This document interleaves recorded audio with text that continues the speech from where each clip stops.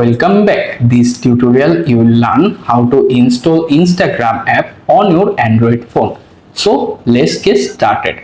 First of all, unlock your phone, then open the Google Play Store app and make sure your phone is connected to valid Wi-Fi or mobile data. After that, use the search bar at the bottom or top menu bar. Here simply search for Instagram. Once you search for it, you can find the exact name or this Instagram official logo, then tap on it. In the page, you can make sure to check it this important note.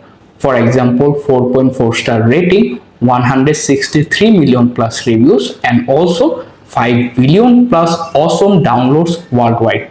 Once you found this is exact Instagram app, simply tap on the install button and wait to complete the installation process depending on your phone internet connection. If your phone is connected a high speed network, this is easily installed, give a few seconds, or if your internet connection is very slow, give a few minutes or hour. That's it guys, you are done. Thanks for watching. Bye, take care.